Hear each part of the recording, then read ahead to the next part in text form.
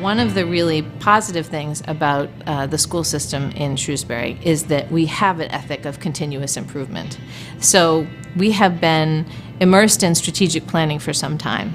And the pace of change, the rise in anxiety on behalf of students, the need to consider mental health and social emotional learning kind of drove us to think about as a community, first kind of at PTO levels, but also as a leadership team, how well were we doing meeting these new demands and how we were going to balance them. And the Portrait of the Graduate helped us think about this missing component, which was what are our vision for our graduates, and how does that fuel this change that we're considering? It's not just about what kind of academic knowledge they have and what kind of academic problems they can solve. It's what do they think is important for our world? What will they notice? How will they communicate with each other? Because our work really means nothing if we aren't really thinking about the big picture. And it really impacts what we focus on day to day. So the first step was to build a working group, invite members of higher education, community members, parents of graduates, parents who had current students in school, educators, administrators, school committee members, local politicians. This group was going to be tasked with creating a draft, and large enough that you could have a rich debate and different perspectives and hash out some of the things that we knew to be tensions, like how important is content knowledge? What parts of the content knowledge should be prioritized? How important is it that we're developing resilience, and is that a school's job? All of those pieces of leadership, does every child need to be a leader? What does it mean to be a leader? Needed to be hashed out in that group because they were going to become components of this vision. We had debates. We went back and forth about things. And oftentimes it was the things that were most similar that created the greatest debate. Where do we put this idea? In this bin, in this bin. But there was a lot of exchange, and there was a lot of people with very valid real-life experience. We had people that were at the cutting edge of technology and could immediately and personally understand how that technology was going to change the rules of the game for these kids when they graduate. And I felt like, I was valued, my opinions were valued, and it made me feel like this profile of a graduate really was a community effort. It wasn't just from the top down and, here's something you have to do. Parents know their children, right? And parents are too often left out of the process of education. If you don't involve parents in that conversation and you don't ask parents what their goals are for their children, then you're just really missing a great opportunity to know students better. And once we know students better, we can serve them better.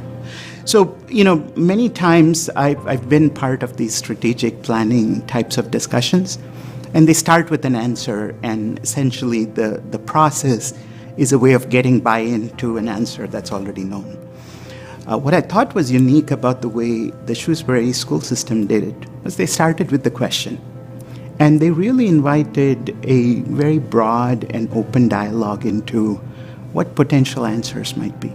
I think some of the most important questions we asked at the beginning were the questions that we asked to people in business and said, what are you missing? When students are coming out of college and they're applying for jobs in your field, what don't they have? Sometimes that was difficult to hear. What don't they have? Because you're sitting there going, well, of course they have that. I did that. And then you have to reflect and think, maybe I didn't. There were things that people said that, at first I really did not agree with. But, the part of the thing we're trying to do is to hear what other people have to say, judge the quality of the information, and incorporate it into our worldview. We're asking our students to be able to do that, so we need to be able to do that as well. I think that Shrewsbury is actually giving their students a voice, which I think is really helpful. So it was a lot of good conversations, and we were able to really come down to a conclusion of what we think Shrewsbury High School did well, what we could improve on, and how a graduate should really look like. I definitely think we're in a day and age now where there's a lot of change coming, and I think the education system as a whole is making a whole new shift, especially with technology. So I think this portrait allows students to maybe think more critically of themselves and think more for their future about what they see themselves doing.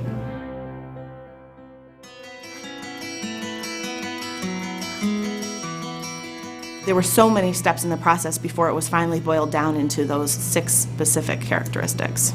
So 2 of the most important qualities for me were global citizenship and engagement and leadership. I think the reason these were so important is today we see the need for students being empowered learners, for students being critical thinkers, and for students understanding the need to engage with their community around them and not just be thinking about their own lives. Communication, collaboration are really 2 key critical skills I think students need wherever they go, whether they enter the workforce, whether they enter the military, whether they go to college or university. Those are really skills that if you're good at that, you'll be successful at almost anything. And then after the draft came out, we had a more formalized vetting process for that draft and a community conversation, because if the vision was going to have any legs, we needed to have everybody's voice honored, and we needed to have investment in what that vision was. So once they had the working draft, they put it out to the community. They put it out to the people who weren't involved in that working group, and they did lots of different information gathering sessions to see, what do people think? Are we on here? Are we off here? I would start by saying, how would you measure success when your child graduates from high school? What would you look back at and say, this was a good education? What holds high value to you? Let's look at this framework and see how it addresses that. And are there characteristics that you want to see in your child that we haven't included here? So that's kind of how we would start the conversation.